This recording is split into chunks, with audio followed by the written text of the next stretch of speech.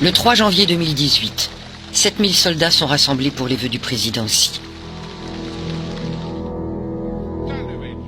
Partout en Chine, 4000 sites militaires chinois sont connectés devant son discours. 抓出成效，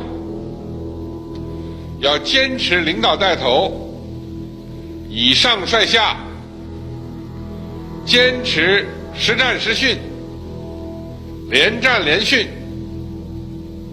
发扬一不怕苦，二不怕死的战斗精神。我宣誓，我宣誓，我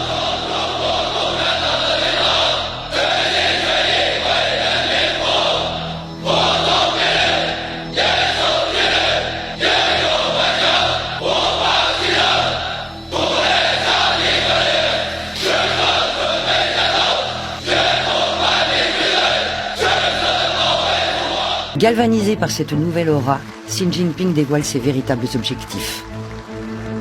倡导构建人类命运共同体，促进全球治理体系变革。 En mars 2018, à la surprise générale, il annonce qu'il ne rendra pas le pouvoir comme prévu, mais qu'il modifie la constitution pour devenir président à vie. 我们要坚定不移发展全球自由贸易和投资，在开放中推动贸易。 Le rêve chinois prend ses racines dans l'agression occidentale. Il est donc nécessaire de redresser notre pays et de le rendre plus fort. Nous voulons retrouver la puissance de la Chine impériale. Ce que nous sommes susceptibles de voir, c'est une armée chinoise de plus en plus compétente, de plus en plus redoutable, de plus en plus conquérante et tournée vers l'extérieur. Et ce sera un grand défi pour le monde.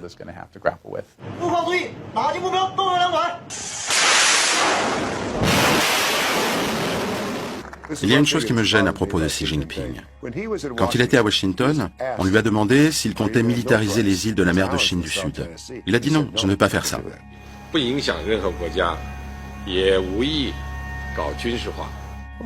Eh bien, ils l'ont fait. Ils ont militarisé ces îles en mer de Chine méridionale. Ce n'est pas très bon signe. Au fil des mois, on voit en fait émerger de véritables constructions sur ces nouveaux îlots artificiels. Là encore, tout le monde s'interroge, mais pourquoi? Mais qu'est-ce qui va se passer? Xi Jinping s'est petit à petit créé une véritable base militaire en mer de Chine.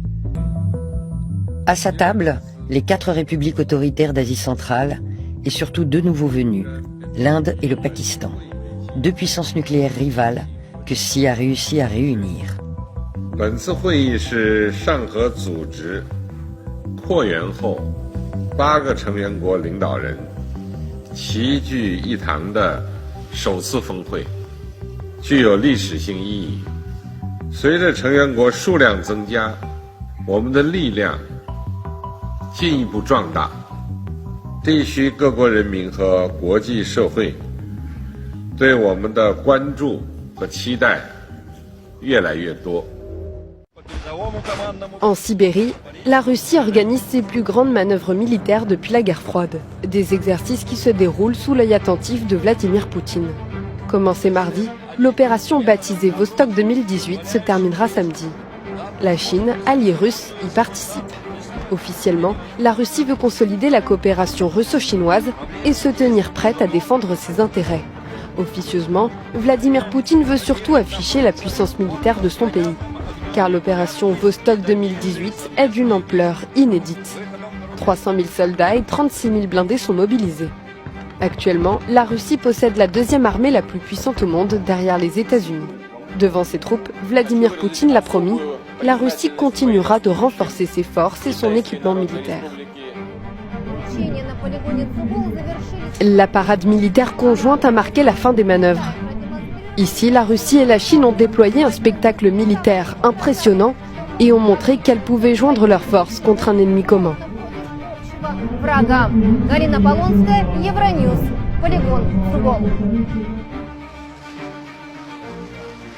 Une poignée de main pour relancer la relation entre Moscou et Pyongyang, Kim Jong-un et Vladimir Poutine se rencontrent pour la première fois dans cette université de Vladivostok, à l'extrême sud-est de la Russie, non loin de la frontière nord-coréenne.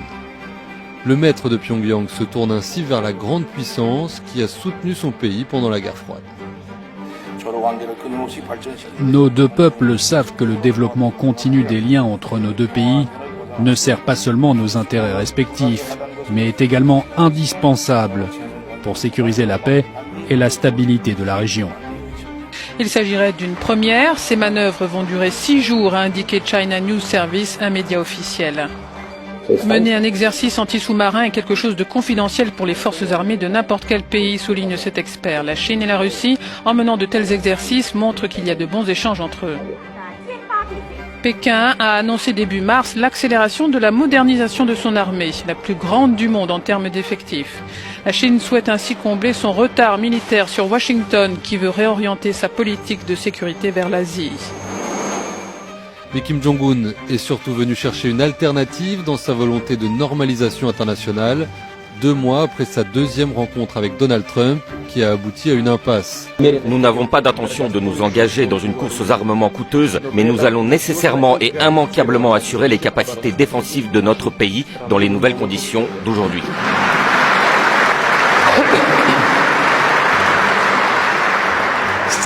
Il n'y a pas de doute que ce sera fait. La Russie, en matière de défense, et des possibilités à des moyens insoupçonnés. La supériorité militaire sur la Russie est impossible à obtenir. Notre armée est moderne, combative, courtoise, comme on dit aujourd'hui, mais redoutable. Nous avons assez de force, de volonté et de courage pour protéger notre liberté. Emmanuel vient de dire que l'Europe et les États-Unis ont des engagements communs, notamment en matière de sécurité, mais il ne faut pas avoir peur là-dessus. Nous allons vous aider, nous allons assurer la sécurité. En tout cas, nous allons faire tout ce qui dépend de nous pour qu'il n'y ait plus de nouvelles menaces. Je pense que c'est dans cet axe qu'on doit réfléchir surtout.